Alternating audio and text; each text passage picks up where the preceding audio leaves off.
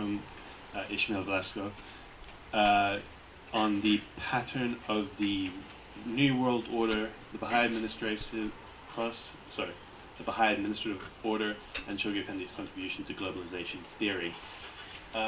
Brief bio on Mr. Velasco is he's a research fellow in sustainable development at the University of Brighton and co-editor of the Bahá'í Studies Review, as well as 20 years in Bahá'í scholarship. So without further ado.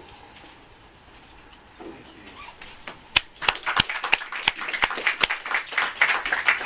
Hello. I don't know whether people have still the stamina. I think there's been sort of non-stop sessions, one after another. So I was explaining to some friends that one of the big challenges for Bahá'í events is to be able to get people to leave the room afterwards. So they scheduled me at the end of the program to ensure everybody would leave. So if you know me, you're not here, and if you don't know me, you'll soon leave. Okay, so I'd like to begin by thinking about this concept of the administrative order. We are here to commemorate and remember Shoghi Effendi and his legacy. And while undoubtedly the framework for the administrative order of the faith was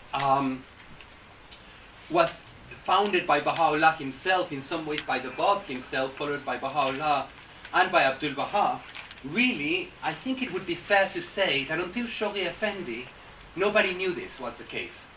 Nobody actually knew there was such a thing as an administrative order. They knew there were institutions, organization for the community, like any community needs organization.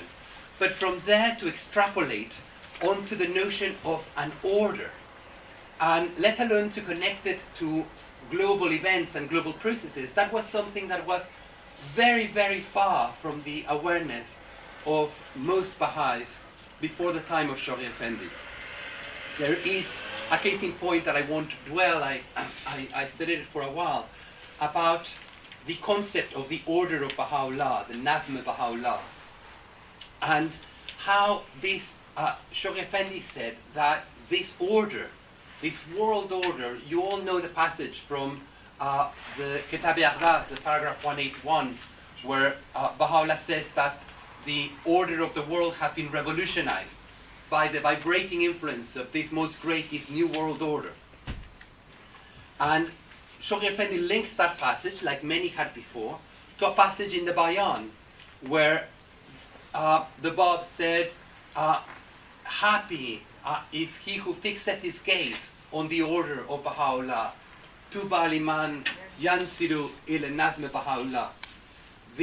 Now, the interesting thing is that the word nazm, for order, is mostly associated with literary pursuits, particularly at that time. It began to have more political uses later, but really mostly you have prose and you have poetry, and nazm is a form of poetry. It means the stringing together of words. And in fact, the original passage of the Bayan is all about how you compile the Bayan in a specific order. So the Baha'is thought that that passage of the Kitab-e-Aqdas, the words Nazm and Tartib, refer to the order of the Aqdas and to the style of the Aqdas. Mr. Naqshbandi said that it referred to the Shiva, that people, all the scholars thought that that passage referred to how beautifully Baha'u'llah wrote. And indeed that is one of the meanings, and there is sort of a number of passages that confirm that reading. But it was Shoghi Effendi, the very first, who actually saw in this a reference not to a literary arrangement of the sacred text, but to a political and social order that would bring about a new civilization. Before Shoghi Effendi, this vision was not there at all. The notion of the kingdom of God on earth was largely a diffuse image, a sense of we will all love one another and we will get on well with one another and we will have peace.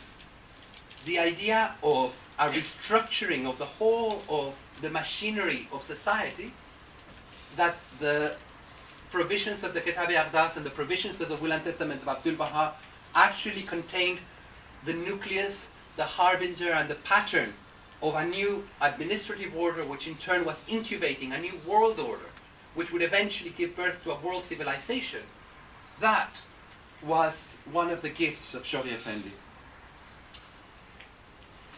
In one of the letters on behalf of The Guardian, we read, Baha'u'llah has given us the administrative order, which is the channel through which the spirit and guidance flow to the Baha'is and to mankind. The beloved Guardian spent his entire lifetime unfolding and explaining the pattern, and it is this administrative machinery that we should seek to support and strengthen. The beloved Guardian spent his entire lifetime unfolding and explaining the pattern of the administrative order. So in considering this issue, we really are going into one of the most precious aspects of the Guardian's ministry, one that cost him timeless hours of sleeplessness, of hard work, of angst, of pain, of labor. There is one passage where Shoghi Effendi says that he finds that he needs 8 hours a day to sleep in order to function well. And there are a number of testimonies that say that on average he used to sleep around 4. So this was enormously sacrificial labor, all focused on the birthing of this new world order through the machinery of the administrative order.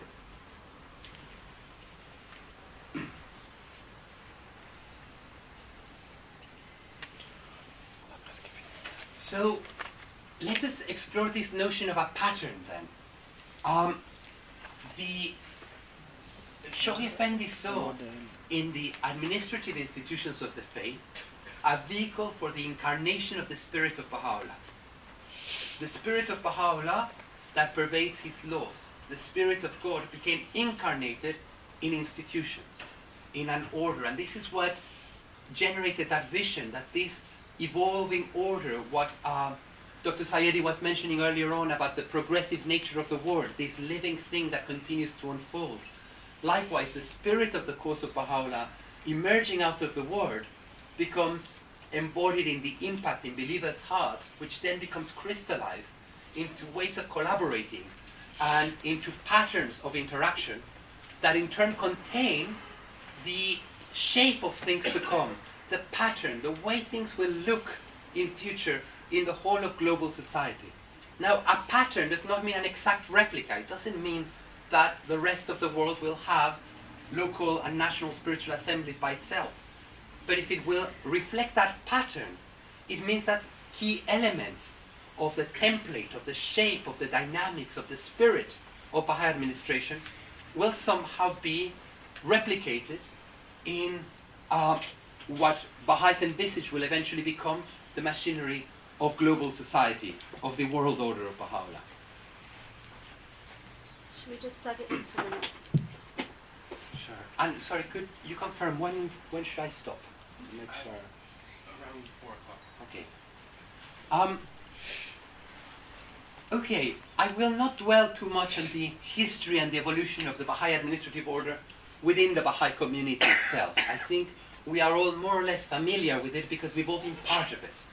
We are still part of it. We are in the second age of the faith, in the formative age of the faith, whose very purpose is to incarnate the spirit of Baha'u'llah into the administrative order that will gradually evolve into the shell, the nucleus of that world civilization, which is the world order of Baha'u'llah.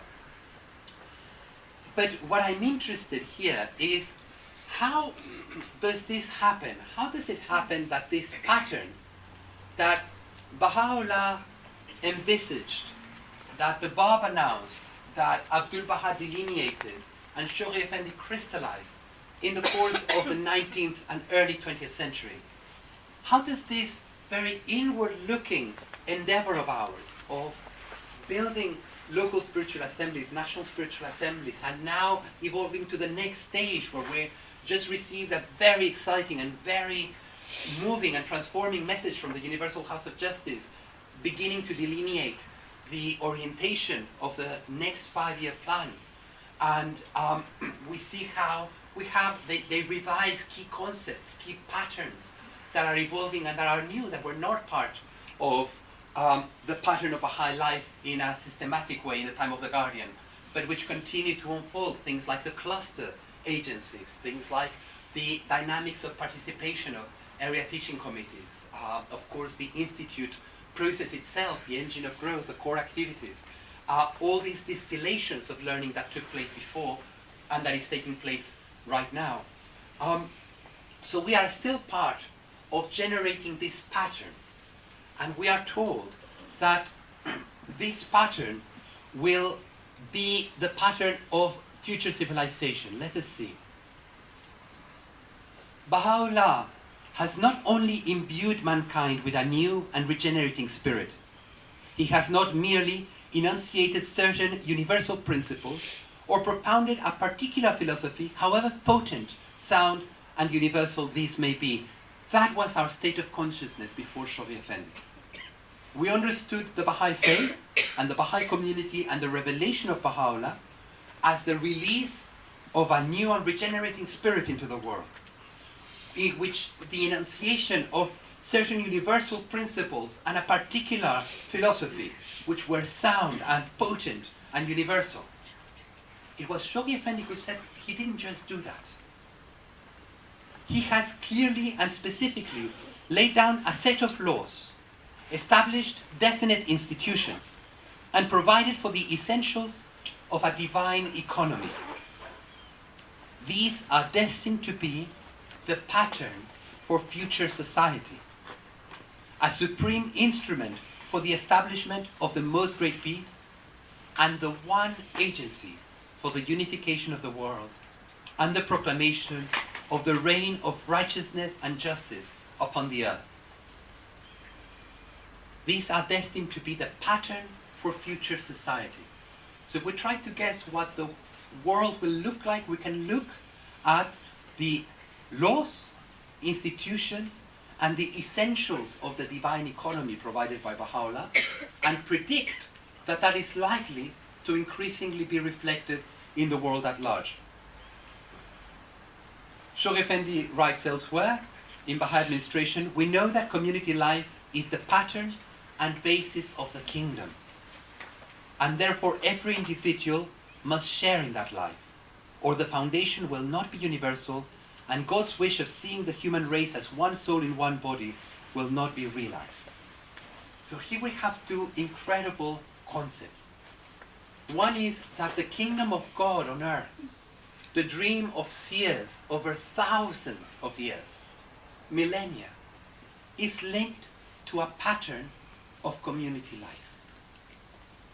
That the kingdom of God that Isaiah sung referred to a pattern of community life.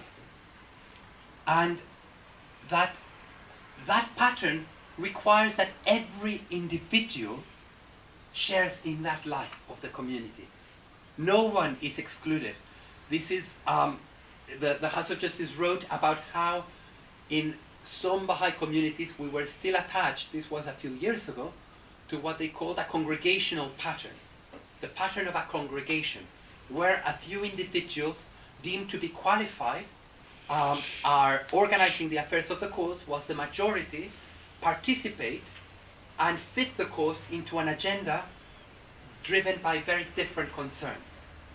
They said whatever usefulness that pattern may have had in the past, it does no longer have that value.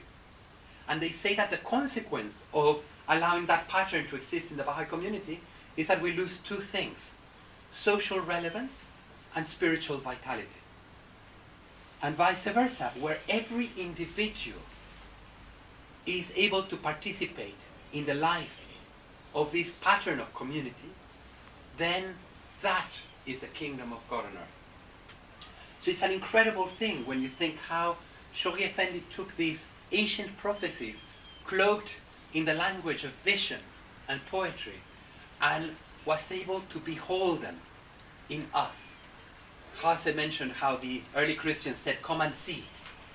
And Shoghi Effendi was the first to see in us, in this clay, in this raw material, in these imperfections, the actual fabric and basis of the kingdom of God on earth, embodied in a pattern of community life that is the supreme instrument for the establishment of the most great peace. I'll read one last quote on this. The institutions of the Baha'i administrative order now being raised in all parts of the world through the endeavors of the believers, and the new message from the House of Justice has dwelt more than perhaps in many, many years, certainly since the new processes, on the evolution and the functioning of the local spiritual assembly in villages and in metropolitan cities. So the institutions of the Baha'i administrative order now being raised by us in all parts of the world through the endeavors of the believers are the precursor. Precursor means the one that comes before, the announcer, the preparer, the preparer of the ground, the precursor, the nucleus. It means that it's a center around which the organism evolves, and out of which life flows. And the pattern of that world order, which will, in the course of time, exert its full benevolent influence on all the peoples of the earth. So how does this pattern then crystallize in wider society? Because we do foresee one process that I will very briefly touch on, and that was touched on in the previous talk, the previous to last talk rather, that Baha'is do envisage the Baha'i community becoming more and more relevant, the Baha'i teachings become more and more timely, the general population becoming more and more receptive, till more and more people adopt the faith, until we have a majority of the peoples in one country adopting the faith, and eventually choosing to modify their machinery in light of the Baha'i teachings, and eventually a number of countries attaining this kind of awareness and generating a commonwealth of Baha'i states, and that would be the beginning of the Baha'i Commonwealth and the basis of the future order of Baha'u'llah. So this is, let's say, the inner story. But at the same time, we are seeing that the overall world is, in order to attain that simultaneity, Abdul Baha said that the manifestation of God comes embodying the perfections of the age. So the message of Baha'u'llah reflects the emerging consciousness of the environment in which the revelation appears. So as the consciousness of that environment begins to align more and more closely to the consciousness of the faith, the distance between the two worlds diminishes. The distance that people have to traverse to understand and belong and become participants in the building of the New World Order also diminishes. And so those patterns conjoin. And we have a citation from Shoghi Effendi in The World Order of Baha'u'llah.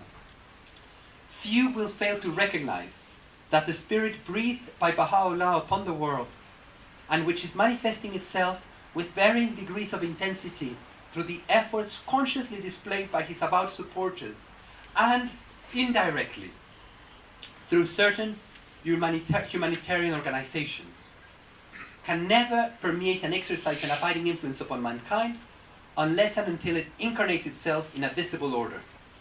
But the point I want to emphasize here is that Shoghi Effendi says that the spirit that Baha'u'llah has released into the world is manifesting itself directly through the conscious efforts of the Baha'i, and indirectly through the unconscious efforts, or in this case, humanitarian organizations. Elsewhere, and this was the 1930s, I will suggest that actually that process has expanded dramatically since that time. So marvelous a conception, Shoghi Effendi writes elsewhere, finds its earliest manifestations in the efforts consciously exerted and the modest beginnings already achieved by the declared adherents of the faith of Baha'u'llah.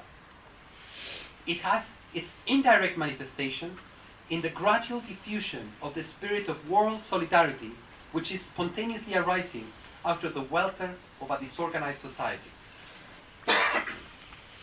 So this is an extraordinary and powerful phrase, that the conception of Baha'u'llah, the conception of the oneness of humanity, the conception of the restructuring of the social machinery of humanity is manifesting itself through the very modest efforts of us, but also indirectly through the spirit of world solidarity, which is spontaneously arising out of the welter of a disorganized society.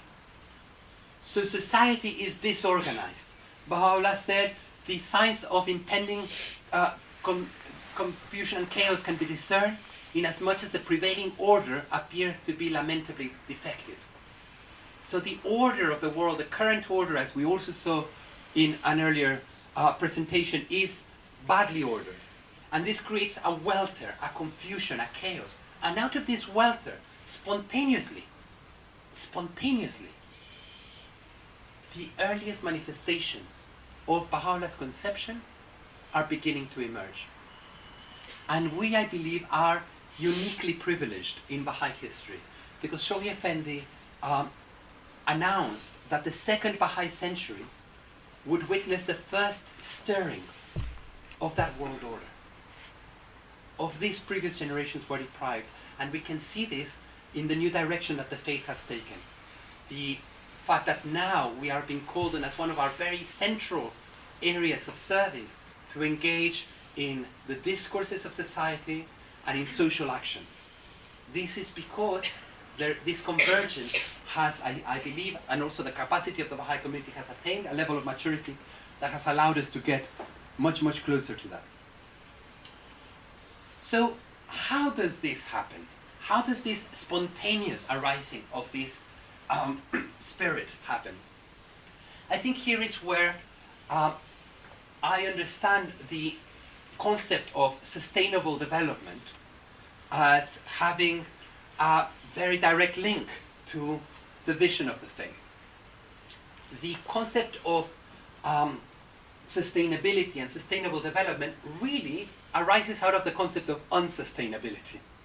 It is actually out of the science of what's not sustainable that we have come to begin to conceptualize what may be sustainable, what may be the ideal scenario, the ideal process, the ideal machinery, the ideal distribution, the ideal spirit, the ideal ethos.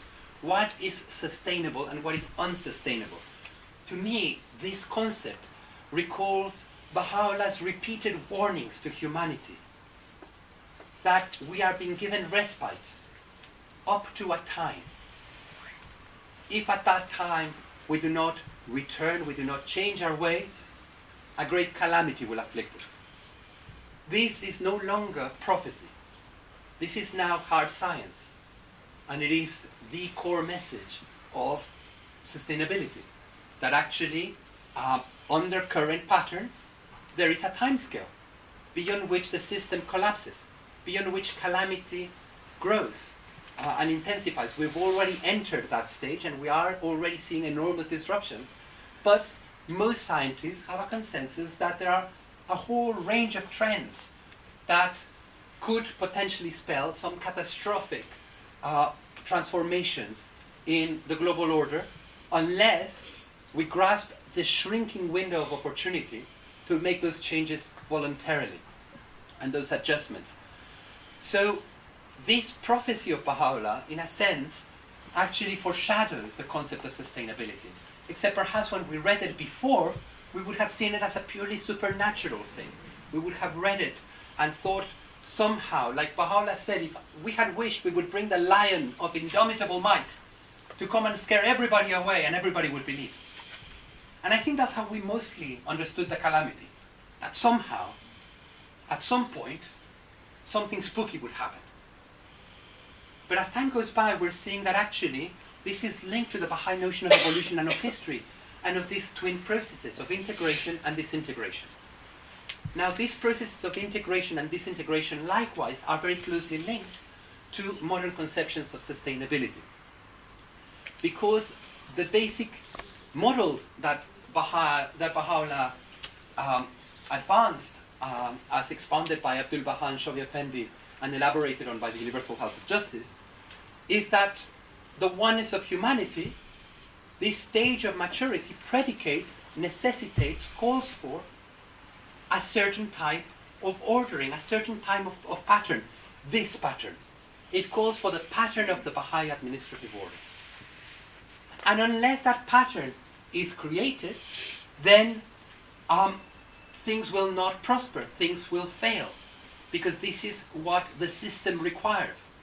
This is what civilization requires now. So therefore, really the Baha'i prescription from sort of Baha'u'llah onwards, but most clearly in the World Order letters of Shoghi Effendi, is that anything short of a machinery similar, akin, that follows the pattern of the administrative order of the Baha'i community is not sustainable in the long run. Anything short of the pattern of those beliefs, of that vision of the Baha'i teachings, of the laws, anything short of that pattern, not that exact replica, but that pattern, will not prove sustainable and therefore will lead to, as the quote I already said, because the order is defective, then confusions and chaos will come.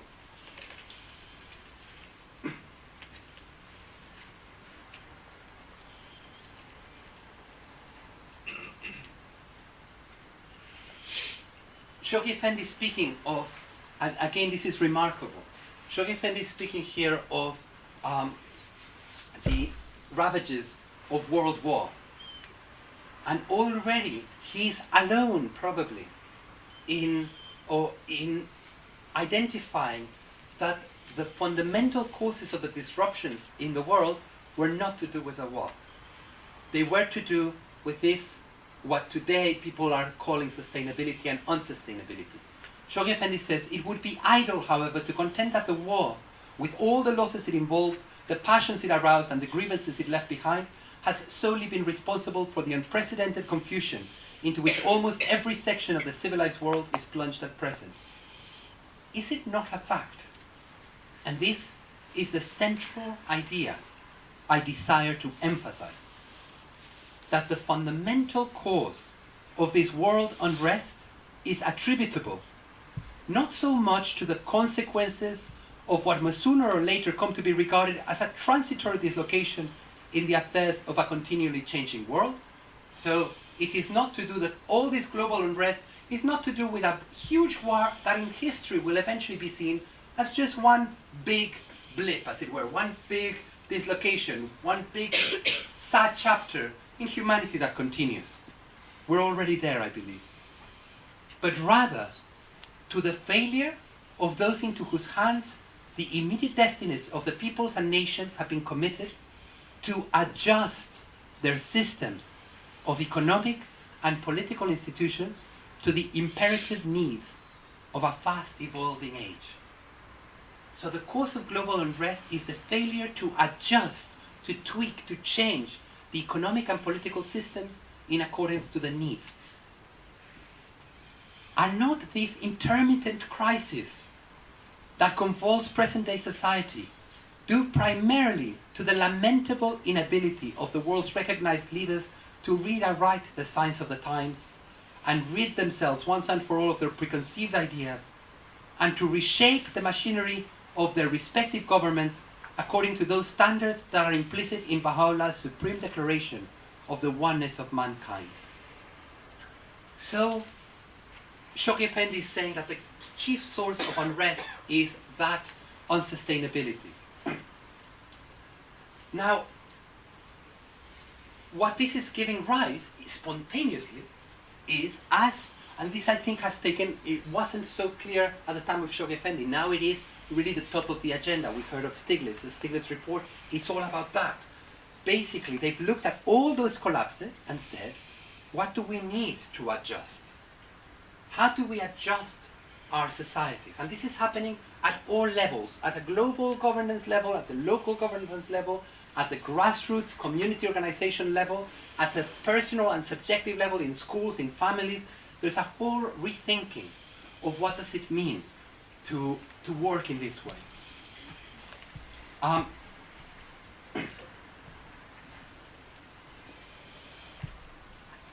The Baha'i International Community summarizes this process of structural reorganization on a planetary scale was animated and reinforced by a profound shift of consciousness.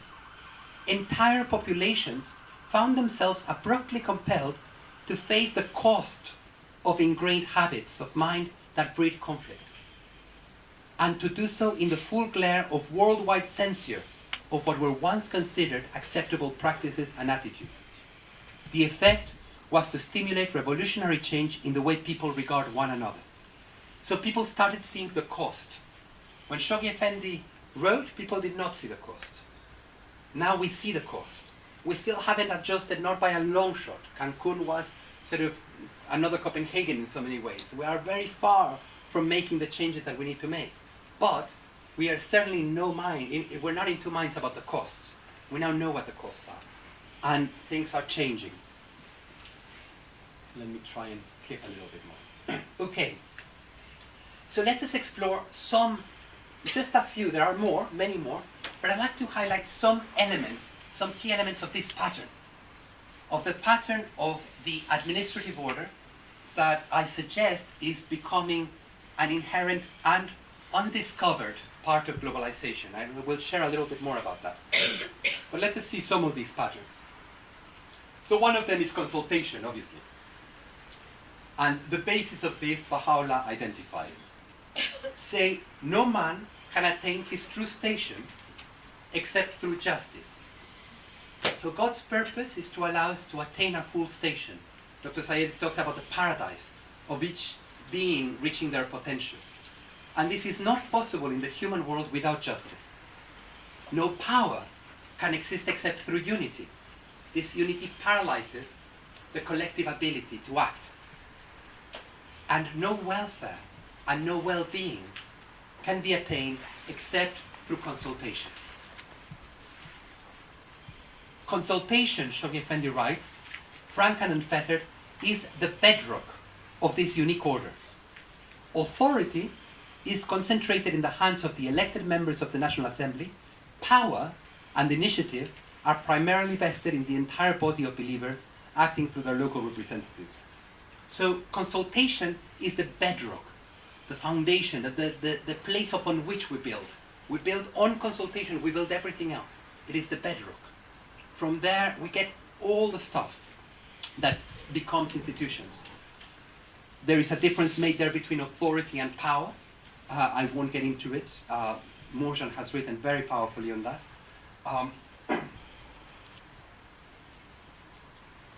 So one is consultation. Consultation as a bedrock, consultation as a general practice, as an ethos, as a spirit, as an approach. The second thing is structure. It is very unfortunate that some of the believers do not seem to grasp the fact that the administrative order, the local and national assemblies, are the pattern for the future, however inadequate they may sometimes seem. We must obey and support these bodies, for this is the Baha'i law. Until we learn to do this, we cannot make real progress. So local and national assemblies are the pattern of the future. This is very specific, that our local and national assemblies are part of that pattern. So there is an element of structure, a type of structure. Local and national assemblies are a very specific structure with bylaws and with ways of functioning. Linked to this structure is an ethos of participation. The Article 4 of the local assembly bylaws, which was forged by the American Baha'is under the guidance of Shoghi Effendi, and then under the instruction of Shoghi Effendi, became the template and the pattern for every other local spiritual assembly, states, while retaining the sacred right of final decision in all matters pertaining to the Baha'i community, the spiritual assembly shall ever seek the advice and consultation of all members of the community. Keep the community informed of all its affairs and invite full and free discussion on the part of the community in all matters affecting the faith. Not the all. The all is quite a powerful thing. It will seek advice and consultation of all members of the community. Do we do this systematically? Do we measure what proportion of our community we have actually actively sought to consult with as a local assembly? We keep the community informed of all its affairs and invite full and free discussion in all matters affecting the faith. So there is a culture of a participatory link to these community councils that we have created. And here comes one of the most important aspects, which is probably the key, and it is a balance. There is a great book that I said I would plug, so I will plug it, by our own Dr. Hercock, who said that he would not be here, but sort of came to haggle, to harass, thank you, to harass me. So in exchange, I will plug his book. He's written a book about complexity, particular complex systems, how the complex systems, what is the perfect order, so to speak, for global civilization. And there he talks about some of these issues of equilibrium. What is the balance? And this is, I think, crucial. Shoghi Effendi speaks about a balance between the inner expression and the external organization. Should we build up the administrative order to a point of absolute perfection, but at the same time allow it to be hampered or disconnected from the channels within, through which channels the Holy Spirit of the cause pours forth? We would have nothing more than a perfected body out of touch and cut off from the finer promptings of the soul or spirit. If, on the other hand, the influxes and goings forth of the Spirit are scattered, diffused, and subject wholly to the more or less imperfect guidance and interpretations of individual believers, lacking both the wisdom secured through consultation and also the lights of real unity, which shine through consultative action and obedience thereto, a disordered and disorganized activity would be witnessed, which would but dimly reflect the divine purpose of this age, which is no less than the establishment of the reign of divine love, justice, and wisdom in the world. So on the one hand, the flow of the Spirit, the individual expression, and on the other hand, the collective consultative discipline of organization. A balance between unity and diversity. It is not uniformity we should seek in the formation of any national or local assembly, for the bedrock of the Baha'i administrative order is the principle of unity and diversity. Remember, the bedrock was consultation a second ago. Now the bedrock is unity and diversity. It's a rich bedrock, which has been so strongly and so repeatedly emphasized. Differences which are not fundamental and contrary to the basic teachings of the cause should be maintained. Not they're okay, they should be maintained. While the underlying unity of the administrative order should be at any cost preserved and ensured. Balance between unity and diversity. And a wonderful summary in the language of global governance from the Baha'i international community. Sorry, no, this is still Shoghi Effendi. This is a different one. This is the balance between centralization and decentralization. The utmost vigilance, the most strenuous exertion is required by them if they wish to fulfill the functions that is their charge. They should endeavor to maintain the balance in such a manner that the evils of over-centralization, which clog, confuse, and in the long run depreciate the value of Baha'i service, shall be entirely avoided, and on the other, the perils of utter decentralization, with a consequent lapse of governing authority from the hands of the national representatives of the believers definitely averted. So, decentralization, over-centralization. The way the Baha'i international community mentions it, offering it as a pattern for the world, is a balance harmonizing the seemingly paradoxical concepts of globalism and decentralization.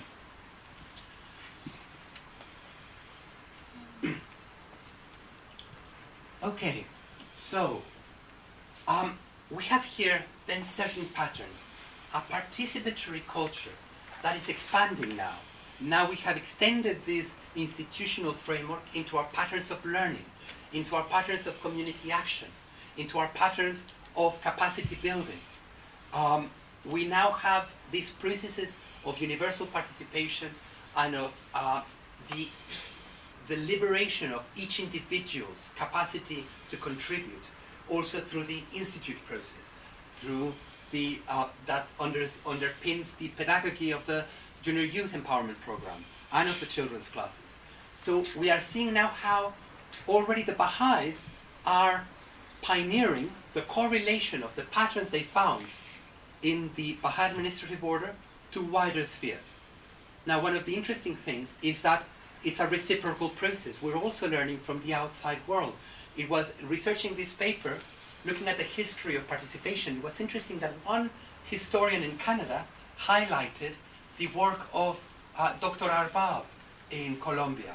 First of all, as the head of the Rockefeller Foundation, and subsequently as founder of Fundaec. So it's already beginning to, the historic significance of this correlation is beginning to come. And I think anyone acquainted with some of the thought of people like Freire, etc., will see many parallels in the thoughts that underpin the evolution of the Ruhi Institute and the tutorial learning system. I think there's been a cross-insemination framed within the spirit of the Baha'i teachings. Now, I'd like to first map some ways in which this is paralleled outside. Because one of the fascinating things I found is that participatory processes and approaches, ways of organizing governance and community advocated in the world today, that bear substantial resemblances to the shape of Baha'i administration are growing, are proliferating. More and more systems are being put in place that seem to not necessarily capture the spirit, but certainly evoke the shape or the pattern of Baha'i administration. And what's fascinating about this is that the people championing it are championing it for opposite purposes, with completely contrary goals, and from opposite ideological camps. So we have, on the far right, people advocating consultative bodies as a way to get rid of government. On the far left, we have people advocating consultative bodies, community consultative bodies, as a way of empowering the disenfranchised and the poor and giving everybody a voice.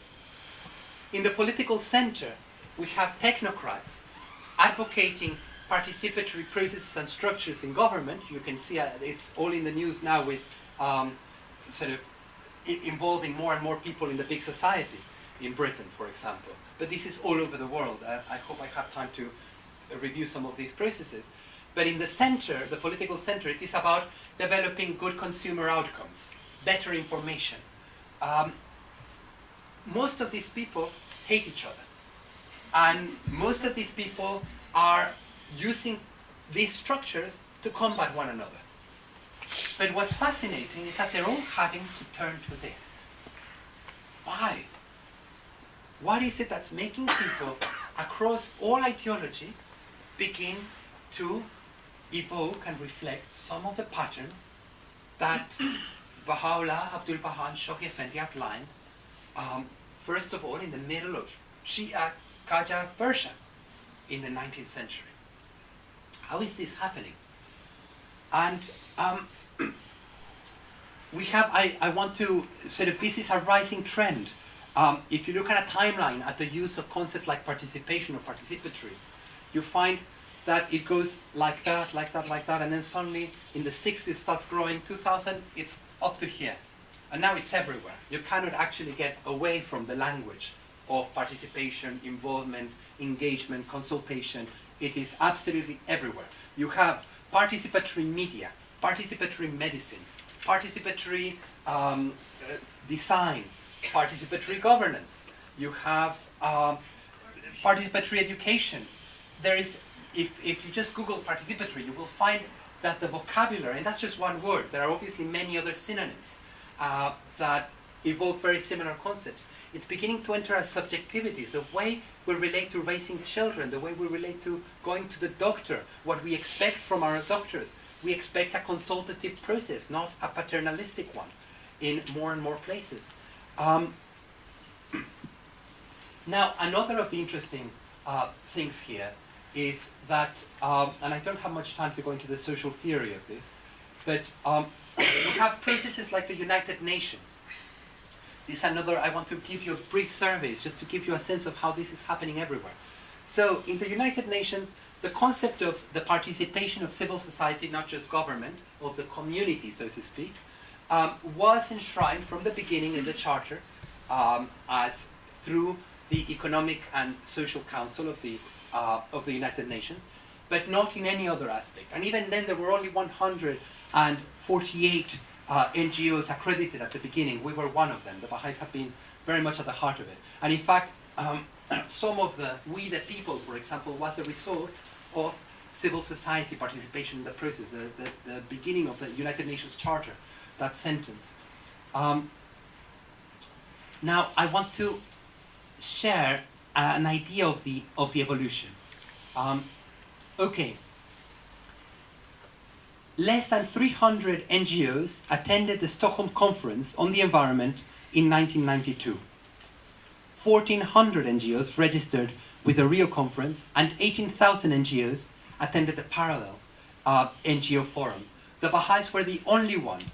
Out of 14,000, there were only 12. This was one of the first innovations of participation. Was the first time that NGOs in Rio were allowed to address directly the General Assembly. There is no provision in the United Nations for the General Assembly to engage with NGOs. 1992 was the very first time.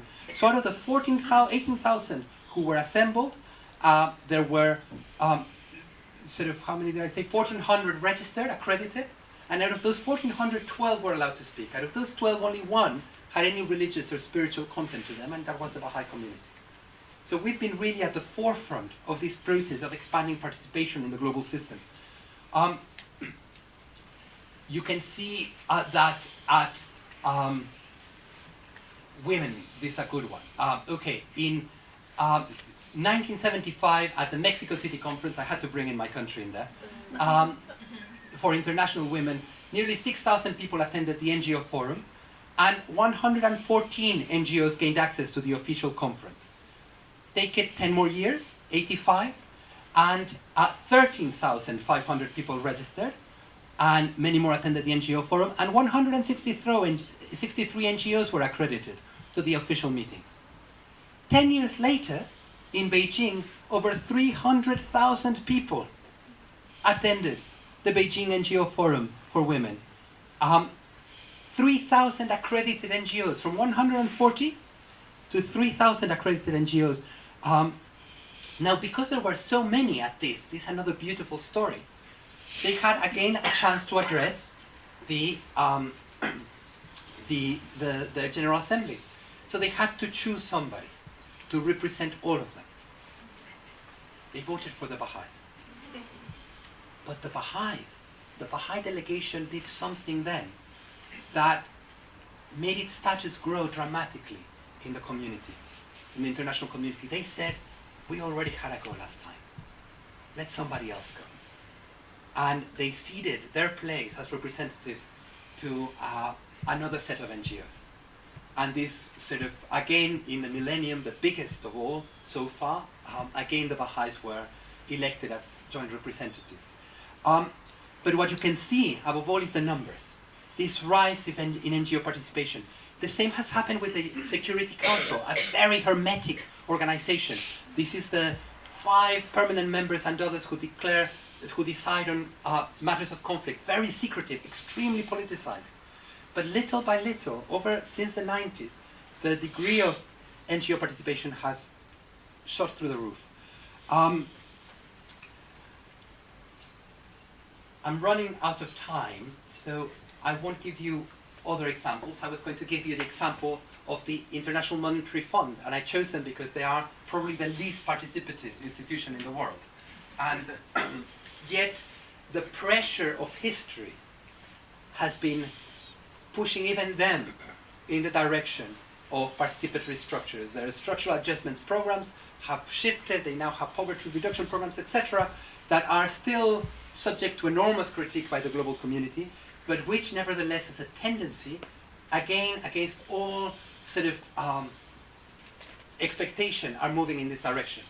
Now, I wanted to put people like IMF because I also wanted to share with you about the Zapatistas.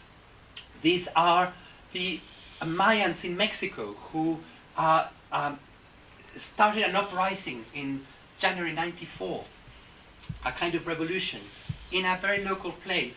But it was very new. It was the first time ever that such a movement had said, our aim is not to take power. Our aim is to create a consultative space. That's what they said. They said, what we want to achieve, our goal is to create, at the moment there is no space for hearing the voices of the marginalized. What we want to do is not for everybody to become a Zapatista or for us to take control over the means of production. No, what we want to do is create a process of consultation on a national scale. And they said that any community that they moved into, they had, so they were an armed movement, but above all they were a community movement, had the right to say, no, please don't interfere with us, and they would leave them alone. These were all very new things, but what was really amazing, I spent some time in those communities 2 years ago, is that they developed an entire system of community development that to me recalls some of the work of the Baha'is in Iran. Because the government closed them off to access to education and to health, they developed their own participatory processes of a health system, of an educational system, of an environmental system, all based around community participation. Community councils that were elected from the community without campaigning, and through consultation all the decisions were made. They had a very different approach insofar as they wanted complete rotation so that everybody would get an experience of governance, which sometimes made it a very inefficient system, but it did mean that everybody participated, and it was very, very powerful. But again, they are completely on the opposite side of, say, the World Bank or the IMF, for them it's the devil, so to speak. But you see this pattern being replicated. A community in Scotland called Western Hales, the second most deprived ward at the time I lived there in Scotland, had the most sophisticated, no longer, but at the time had the most sophisticated community development model in Europe. And they basically had their own community parliament in the neighborhood. They had 19 neighborhood councils, and then those neighborhood councils elected their overall area representative council, and in that council they were all residents, they were all local people, and everybody was eligible. They did have campaigning there, but everybody could be voted in, and they managed an entire system of welfare, of social welfare and community development, all in the hands of the community. Again, a similar pattern. So there are more examples. I could give you examples from the UK government, how we've gone from sort of an expert in 91 saying the notion of partnership working sounds promising, to it being unthinkable to develop any social policy without a multi-agency approach, etc. The Philippines, another sort of example where international support led to the development of local participatory structures. So it's happening everywhere, and nobody knows why. And nobody can see a coherence. When I sat with Dr. Paul Hopper, not a Baha'i, and said, do you know, he's an expert in globalization, has published 2 volumes on it, he's publishing another 2 now. And I said, I'm hoping to write something here to suggest that the main experts on globalization, although one of the most well-known, are called David Held and McGrew. And they looked at all the different dimensions of globalization. And they said it's so many ways of talking about it. But there are 5 features that seem to run through everybody. So one way of defining globalization is these 5 features. A growth in economic interconnectedness within and among regions with multifaceted and uneven consequences. 2, interregional and global competition that challenges all hierarchies and generates new inequalities. 3, transnational and transborder problems that call into question the role, functions, and accountability of national government. 4, an expansion of international governance at regional and global level. And an inherent requirement for new modes of thinking about politics, economics, and cultural knowledge, and cultural change. I think under that 5th bracket, what I suggested to Dr. Hopper was that I was considering that participatory, they call it participation mostly, but we would call it consultation. That consultative structures and processes are not an accident, but they are inherent, an inherent part of globalization that no one has spoken. And I asked him, has anyone said this? And I haven't yet found anyone who has said that this is an inherent part of globalization. And when I said this to him and exposed some of the things I've shared, he said, why didn't I think of it? You've just stumbled on it. I didn't say actually Shoghi Effendi stumbled on it. He didn't stumble on it. He said it was a future. The only way I thought it is because Shoghi Effendi said it's the pattern. And so that is the pattern of things to come. And so I think it's, to me, as time goes by, we can say that Shoghi Effendi's thought around the nature and the evolution and the significance, above all, of the Bahá'í administrative order is likely to change the way we understand the processes of globalization, the way in which society is changing. And finally, that leaves us, I think, with one conclusion, which is the significance of our work within the Baha'i community.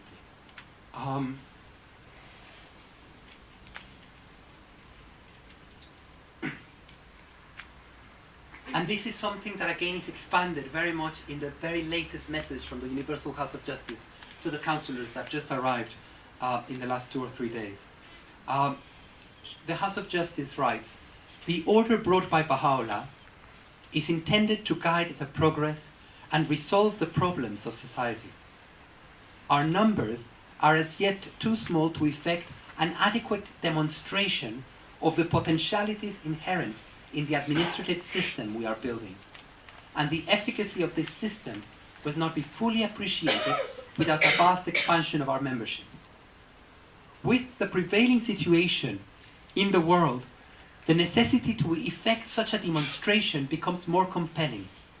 It is all too obvious that even those who rail against the defects of the old order and would even tear it down are themselves bereft of any viable alternative to put in its place. Since the administrative order is designed to be the pattern for future society, the visibility of such a pattern will be a signal of hope to those who despair. This is a task that only we can do. Nobody else can do that task. What is very exciting to people like myself who've been working in the field of social action and social discourse for many, many years is that these worlds are converging and that now the work of the Baha'i community is directly engaging. We are already beginning to systematically work on making that pattern visible. Making that pattern visible. And the core activities, the way in which administrative order functions, the efforts that we bring, the way we execute the plans of the Universal House of Justice are the way this pattern becomes visible. And as this pattern becomes visible, it reveals new features, new potentialities that allow the rest of the world likewise to converge and hopefully arrive at. I would like to finish with one caveat in what I have said. And in the interest of time, I won't read the citations. But Shoghi Effendi does make 2 warnings. One is that we should never confuse the Baha'i administrative order with any other pattern or system that is out there, whether in the past or in the present, he says. And I believe that even now that is the case. In fact, as you go through the literature on these patterns, what I've shared with you is the emergence of that pattern, but that pattern isn't functioning. Most of it is cosmetic. Most of it is actually used for contrary purposes, so for manipulation, for co-option, for disempowerment. They found that this is one way, but the trend, the process itself, is obviously emancipatory. But Shoghi Effendi says that to actually identify, to see too close a resemblance between what we see in these reflections, these indirect early manifestations of the spirit of Baha'u'llah in the world around us, and the system that Baha'u'llah has declared, would be to completely miss the significance of a system that enshrines the world order that will bring about the new civilization of Baha'u'llah. And the second and last caveat that I'd like to share is that Shoghi Effendi does contemplate the possibility of the world outside achieving a pattern that is very, very aligned and close to the faith. But he says the most that can achieve is the lesser peace. So the lesser peace is, in a sense, the successful patterning of global society after the pattern of the Bahá'í administrative order. That may be one way, this is my words, not the writings, but I think this may be one way of conceptualizing the lesser peace. It's the moment at which society as a whole has successfully patterned itself after the shape, after the pattern of the Bahá'í order, but has not yet acquired or become imbued with its spirit. And it is its spirit, as we read in that quote, it is only when that perfect machinery is imbued by the promptings of within, by the Holy Spirit of the cause, that the true unity, which is the kingdom of God on earth, the kingdom of Baha'u'llah, will be realized. With that, I thank you very much.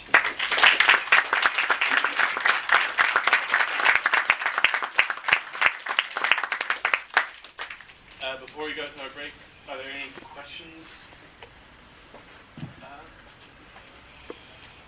I don't know if it's a question or a comment or a reflection, but you mentioned the two references in the quotation to the bedrock of the system being, one was consultation and the other being unity and diversity.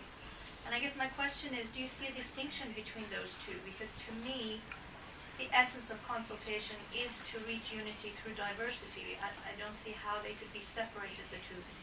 Beautiful. I think that's a beautiful, beautiful correlation. I think that's true. I think as you look at it, if you put them together, both illuminate the meaning of one another in a very beautiful way. But I don't think we do link them conceptually, but we don't usually see them as so. So to me, that kind of reflection, the one that you've just made, there's a lot of development. I think it is worth, actually, it's the kind of thing that I like to spend a few minutes or a few hours closing my eyes and thinking, how does consultation mean unity and diversity? How does unity and diversity mean consultation? So thank you. Yes. You talked about globalization and the patterns that the global community will follow. From my understanding of what you say, therefore, the world will fail in imitating the pattern that the Baha'is have. So then they will ask for a way in which that spirit, which causes the success of that pattern, to happen. When do you think such an occurrence will occur, and in what way will it be? That's okay. I mean, I think that all those questions really are so far into the distance, and we do not have any specific guidance on that, on this will happen by such a date or by such an age. There are, we have a sense of process, we have a sense of what are the stages that are likely to take part, but not a sense of the exact timings. And we do know that we have 1,000 or thousands of years framework. We don't even have a very exact frame for the initiation of the next dispensation. So I don't think we can say sort of specific timings. And likewise, I think in terms of specific patterns, it would probably be premature to try and be too detailed, to say the world will fail or will not fail. I think we'll probably discover it might be that, you know, when the House of Justice says that peace is not only possible but inevitable, but whether it is to be reached now by an act of consultative will on the part of the world's peoples, or is only to be reached after unimaginable horrors precipitated by humanity's stubborn clinging to old patterns of behavior, is the choice before all on earth. So this gives us two choices. One choice would be to choose the pattern, and the other choice would be to fail to choose it. At the moment, most predictions and trends suggest that we're failing, as you say, that we're actually failing to choose that pattern on a sufficient scale. But it may be that as time goes by, what we find is more of a convergence, and that it's not so much that people find that they haven't been able to, what they're doing is completely different to what the Baha'is are doing, but more that as they're doing something similar, they can appreciate what is unique about the Baha'is. But it could be the other way around as well. So I don't think we can be so precise as to the shape of things to come. We only have very broad guidance as to what are the stages and the nature of the process, I would say humbly. Thank you very much. I have been asked to do a couple of plugs. One is for this from Parvane, who has Paris Talks recorded in English, the whole thing. So apparently you can buy it from there. And I believe you may have, Masood, I don't know, you may have postcards of the Baha'i Studies Review, which is many of you who are involved in Baha'i studies, who are writing, who are thinking about it. This is an invitation, I'm sort of the co-editor of it. This is an invitation for you to consider submitting articles, sharing your thoughts and your